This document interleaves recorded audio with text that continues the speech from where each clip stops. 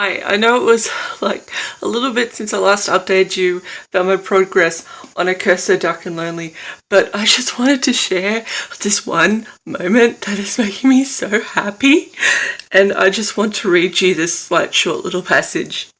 It affects everyone differently. Some people can't walk or they can't speak or they have to use a wheelchair. I was a lot worse off when I was younger, so I had surgery to correct my left leg. I still have trouble with balance and I walk with a limp, but I am really lucky. It's me. It's me in the book. I never had my type of cerebral palsy represented in media, and to see it described on the page, it's so beautiful. I can't tell you how long I've waited to hear my thing in a published book besides my own stuff that I've written. And it's just, I can't just, I'm in a book.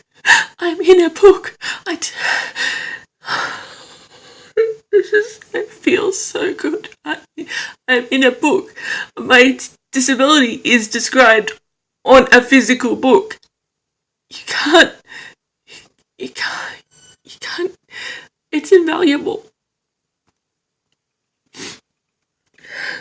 So I'm on page 136 of A Curse So Dark and Lonely, and man, does this book just get better and better.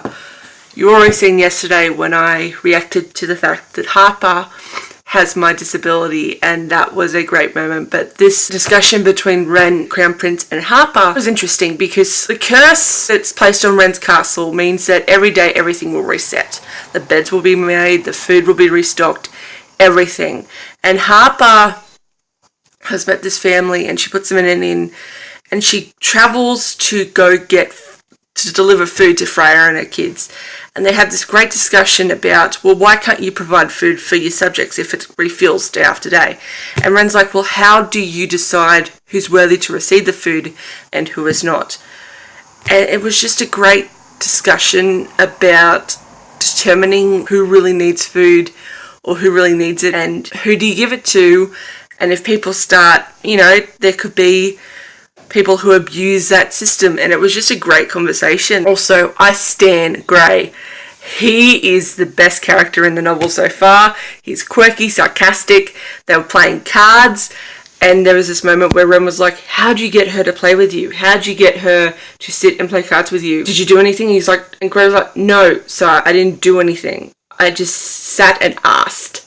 And I was like, ooh, Gray spitting fire! So I'm very much excited to continue on. I want to read 100 pages a day, so I need to get a move on. But yeah, this was a fantastic. Just a quick update. I'm now 200 pages into A Curse So Dark and Lonely, and things are happening. Plans are being put in place, and Wren is really surprising me. Like, I love Gray, but now that we're getting sort of into the meat of the book and Wren's development, Wren is really like tactical, and like his plan that he's got in place, while it is fraught with risk, is really solid. So I am excited to see where it goes.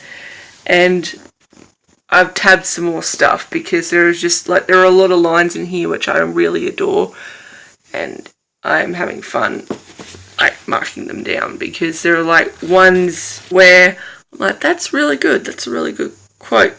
And actually, I might read you one. It's one of my favourites. My father said we were once all dealt a hand at birth. A good hand can ultimately lose, just as a poor hand can ultimately win. But we must play the cards that fate has dealt. The choices we face may not be the choices we want, but they're choices nonetheless. I love it so much. It's the 3rd of January and I am page 247, 248 of A Curse So Dark and Lonely, and there was just this bit where it's after the Enchantress has like cut Harper's cheek and she's awoken, and she and Wren are having this discussion about it, and he's like, I thought this would break you, And she was like, this is not my first scar, Ren. I was not perfect when I was born, and I am not perfect now. And I'm like, yes, bitch, go. Like, that is something that just, I was like, yes, because it is sort of a thing where people are like, I thought, like, so-and-so would break you. And I'm like, I've been broken before. Like, this is not even compared to what I've been through. So this tiny little thing won't break me. And it's true. Like, the scars that we have and what we go through, you can't like that sticks with you. That iron and metal that you have inside of you when you face something like this, and in Harper's case, the cerebral palsy, it makes you more willing to look at things as insignificant, because nothing will ever compare to what we have to go through. And even when stuff does come to seem to break us, we are 10 times stronger than whatever's trying to break us. And it was just nice to see that acknowledged in the book. But I'm definitely liking it so much so far. I'm tabbing a lot of stuff and a lot of scenes where Harper basically is just being the best Harper she can be. Like, I love her so much. She is one of my favourite characters in this book. And Freya as well is one of my favourite characters, and I'm loving, like, their friendship so much. So yeah, that's what I'm checked in. So I'll check in with you guys later. Hello, so I am 278 pages into A Curse So Dark and Lonely, and there are two, like, sweet moments where Ren was showing Harper how to shoot an arrow, and he just was, like, having so much fun, and I was just like, oh, it's so sweet. Like, it's getting to, like, the pointy end of the book, even though I've got another 300 pages or so, because the book is about nearly 500 pages. So I'm excited because, like, it's getting good.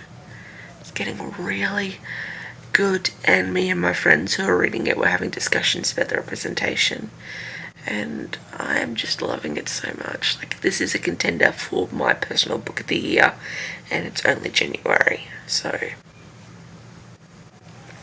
but I will update you guys later. It is the 5th of January. I am 408 pages into A Curse So Dark and Lonely, and oh my god, things have happened. So, first off, the Prince and Harper were, like, going around Emberfall and, like, drumming up support for this army of Desi they made up to scare this queen from invading, and the invasion started, and all the feels, and now we're getting into the part of the movie, if you're comparing it to the Beauty and the Beast animated one, where Belle has left and the Beast is not distraught but is changing, and it's just so good. I can't believe how, like, sucked in I'm getting about it, because it's like, oh my god, I hope Ren survives. I hope they break the curse. I hope they live sort of happily ever after. There is a sequel. I know Bridget was saying that there was going to be a sequel. But oh my god, I can't. This is so good. I love the representation. I love the switching of the, like, tropes on its head. I am loving everything about this book. And it's just a fantastic book, and I love it so much. And there is a pre-order campaign going on for it, and I'm just like, and then there are like silver arcs that I want to get as well. Like, this is a book that I would probably collect all the arcs, or at least 2 of the arcs, and a, like, hardcover edition of, because I am loving it so much. And, like, I don't really collect hardback books. Like, that's saying a lot for the amount of love that I have for this book, but it's so good. And just the battle scenes, and there's just, like, chapter Okay, so Bridget has the chapters like by the name of whose head we're in. So we have Harper and Ren. And then, smack bang, in the middle of Ren's transformation, the chapter title was Monster, and it was blank. Oh my god, things are happening. I'm so excited to see how this finishes. I have just finished A Curse So Dark and Lonely, and that ending has me shook. My god. Now, I don't know if this is a duology or a trilogy, but there is a second book that's coming out. And the setup at the end. Oh my fucking god. Gray, my beautiful sweet baby, I'm coming for you. It was so good. I loved it. The rep was solid. The story was excellent. Everything was so well researched. And just Noah was one of my favourite characters. I just loved it so much. It was so much. And I love it.